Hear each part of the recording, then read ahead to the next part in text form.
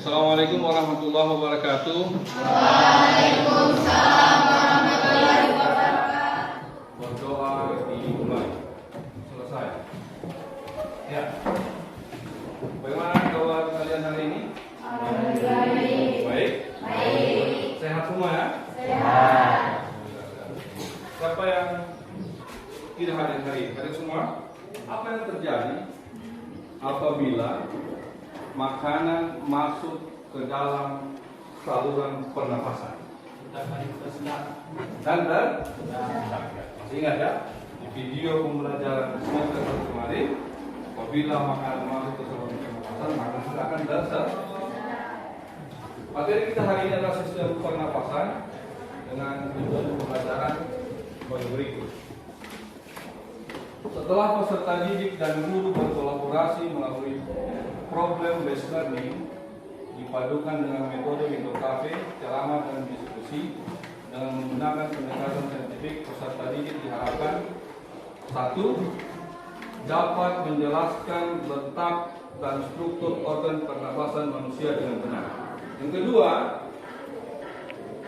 dapat menjelaskan struktur dan fungsi organ pernapasan manusia dengan tepat. 3. Dapat menjelaskan proses pertukaran CO2 dari alveolus ke kapiler dengan tepat. Pernapasan adalah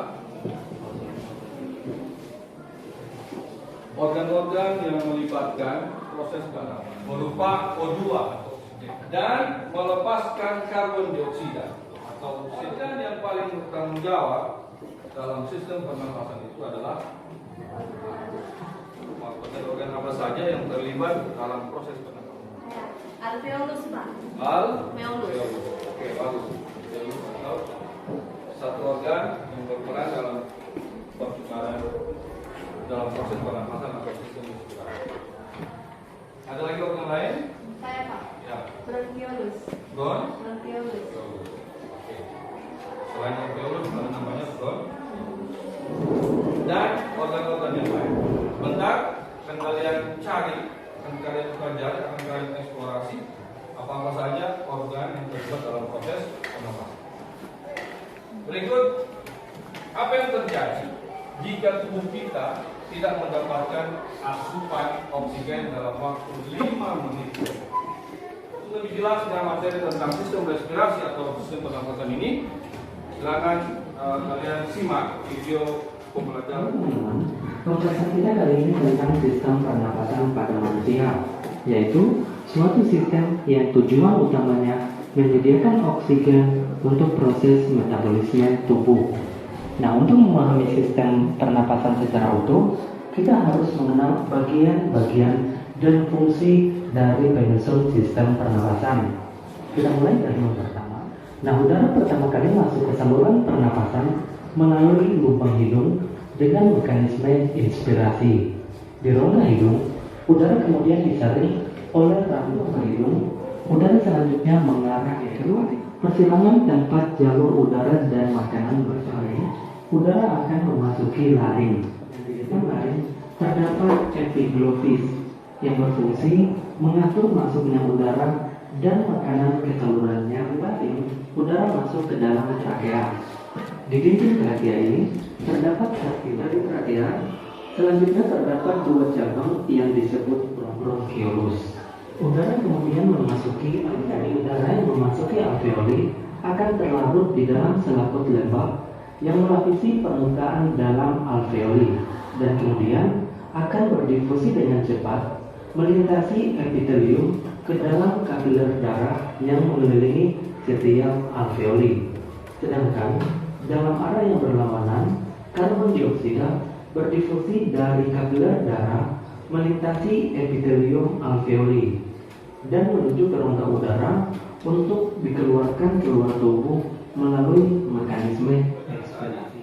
Ada yang ingin ditanyakan atau ada barangkali tanggapan dari video pembelajaran? Saya, Pak. Ya.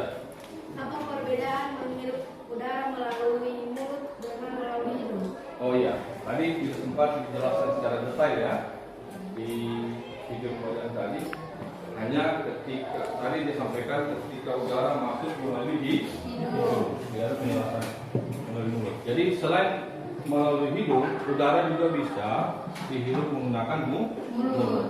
Hanya saja ada perbedaan. Itu yang kita akan kemana? Apa perbedaannya? Di mulut itu udaranya tidak terlalu steril dibandingkan apabila menghirup menggunakan hidung. Kenapa? Di hidung ada rambut-rambut hidung. Selain itu ada lendir, seperti penjelasan tadi. Ada rambut-rambut hidung dan lendir. Rambut-rambut hidung itu berfungsi untuk menyerap atau menyaring, memfilter partikel-partikel debu atau bakteri atau virus yang masuk ke dalam paru. Memahami materi ini dengan baik, kalian akan saya bagi kelompok. Kelompoknya akan saya buka dan kerjakan. Ini ada bahan saja, bisa dijadikan literatur untuk menjawab soal-soal yang penting. Di bahan aja juga ada soal yang tidak bilang ganda. Nomor.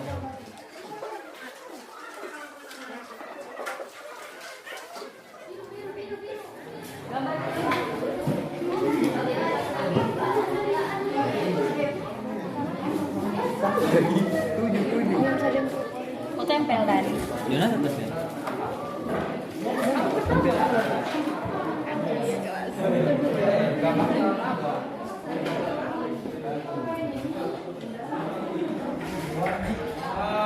Untuk mengerjakan tugasnya itu menggambar.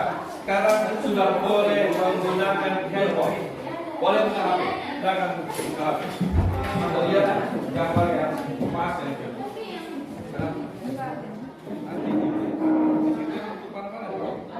Belum.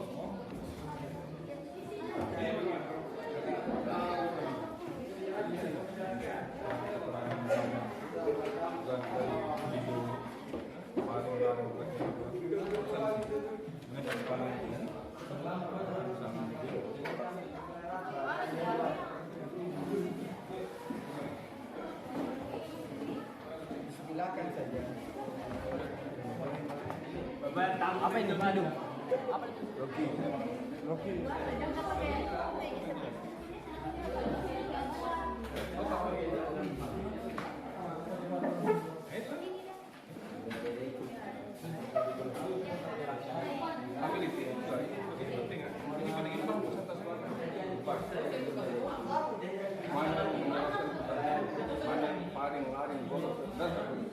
Ambil origami berbalik.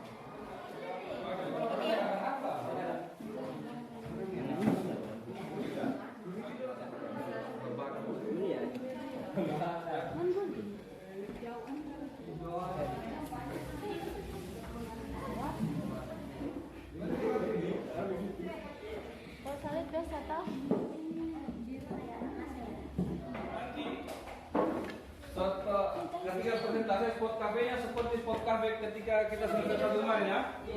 Satu di sana, kelompok kedua di sini, kelompok 3 duduk sini, kelompok 4, kelompok 5. Sudah jelas semua itu spot cafe-nya? Sudah tahu semua? Itu tempel.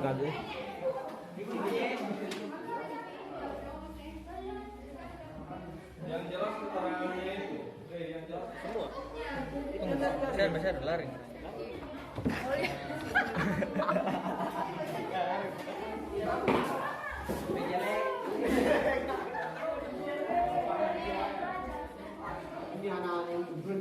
Biarlah. Apa dibilang burung tadi?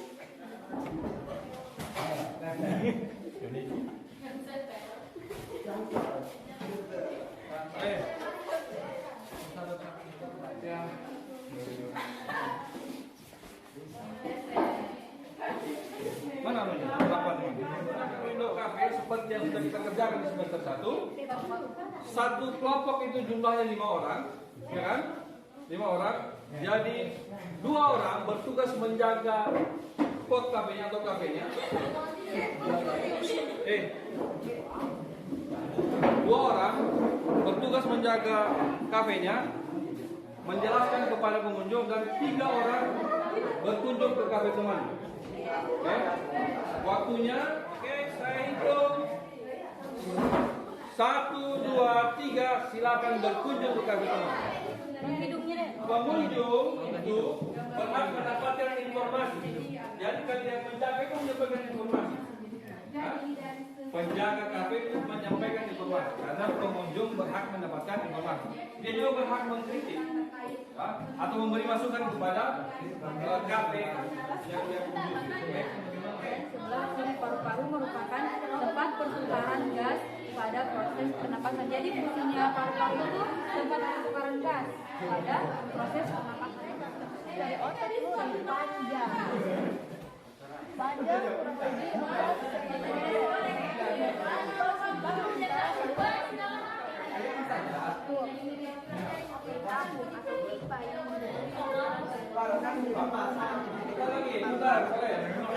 kaki ya, berapa sel?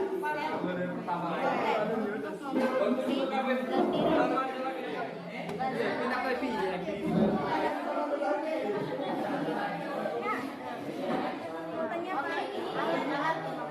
Yang pertama itu hidung dan mulut. Hidung adalah organ pernapasan yang paling luas. Hidung yang merupakan pernapasan pertama yang dilalui oleh udara. Selain melalui hidung, lari. Pada kamu seorang lari, pernapasan dua kaki yang yang mana ini? Ini berfungsi mengatur jalan makanan dan udara pernapasan dengan saluran yang masing-masing.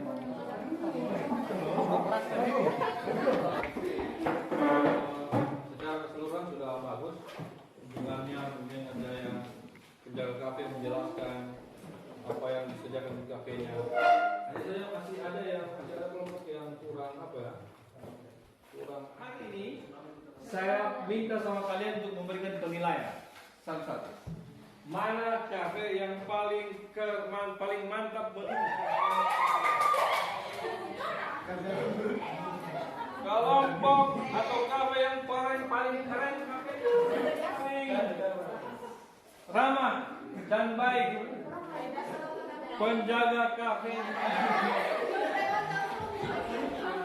Mana pengunjung paling lusuh?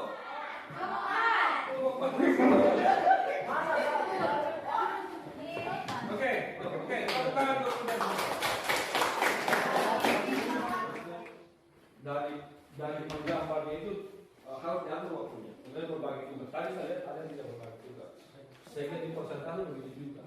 Di ke depan, bagi perhatian hal seperti ini. Jika saja kita harus menggunakan metode seperti ini, mengevaluasi yang saya kirim lewat WA grup kalian silahkan dikerjakan. Ini nih.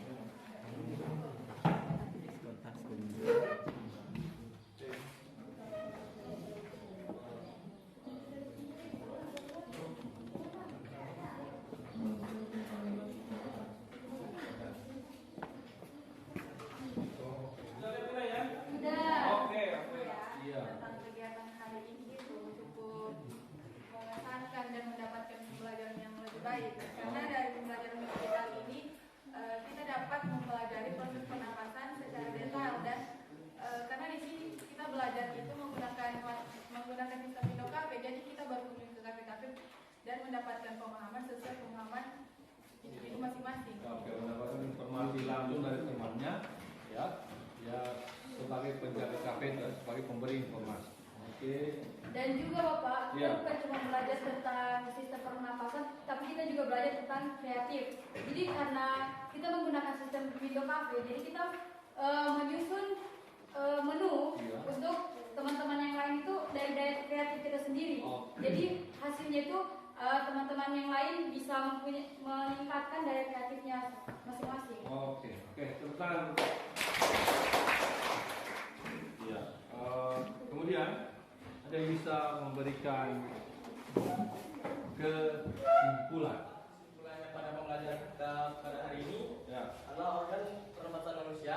Organ tersebut dibagi secara struktural dan fungsional. Ya. Dibagi secara struktural artinya berdasarkan posisi di mana organ-organ tersebut terletak di tubuh kita, yaitu Ya.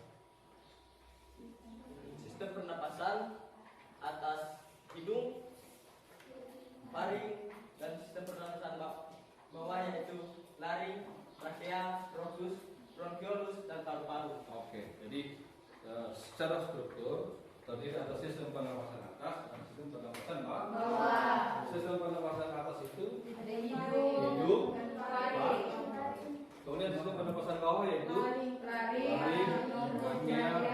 bronkus. paru-paru. Selain hidung, mulut juga tempat pertukaran oksigen. Hanya saja hidung memiliki rambut halus dan lendir, Ya. sehingga udara yang masuk tersaring lebih bersih. Oke, ya, Ari. Faring merupakan nama lain dari kerongkongan bagian atas berupa tabung yang terletak di belakang mulut dan rongga hidung. Ya. Oke, bagus. Ya. Laring untuk menghasilkan gelombang suara, mengeluarkan partikel kecil seperti debu, asap, makanan, dan minuman dengan batuk, refleks, dan menghubungkan laring dan trakea. Oke. Ya. Trakea fungsinya yaitu untuk menyaring benda-benda asing yang masuk ke saluran pernapasan dan menghubungkan antara laring dan bronkus dan bronkiolus untuk memberikan jalur udara dari trakea ke alveolus. Oke, bagus. Yang terakhir, alveolus. Saya Pak. Ya. Alveolus berfungsi untuk menyerap oksigen, melakukan pertukaran gas, dan untuk menyalurkan oksigen ke aliran darah. Pertukaran oksigen dan karbon dioksida dari alveolus ke kapiler darah terjadi secara difusi. Difusi adalah pertukaran zat dari konsentrasi tinggi ke konsentrasi rendah. Pertukaran O2 atau karbon dioksida dan karbon dioksida atau CO2 dari alveolus ke kapiler disebut respirasi eksternal, yaitu pertukaran oksigen dan karbon dioksida yang terjadi antara udara luar yang terdapat pada paru-paru dan darah yang berasal dari kapiler darah. Oke, bagus. Pertama, pertukaran oksigen dan karbon dioksida dari alveolus ke kapiler darah itu terjadi secara difusi yang sangat cepat. Difusi cepat. Juga pertukaran sangat cepat. Bagaimana difusi itu perpindahan zat dari konsentrasi tinggi ke konsentrasi rendah. Jadi berarti tujuan pembelajaran kita tercapai sesuai dengan kemampuan kalian menyampaikan kesimpulan pada pertemuan hari ini. Minggu depan langsung lagi mekanisme pernapasan masih menggunakan metode Windoka. Kita kasih aplaus juga untuk kegiatan.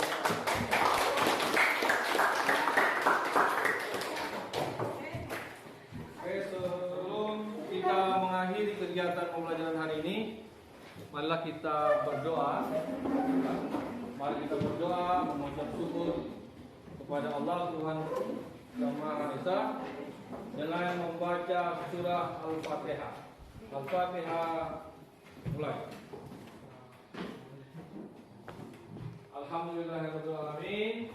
Dengan demikian saya akhiri pertemuan kita. Assalamualaikum warahmatullahi wabarakatuh. Waalaikumsalam.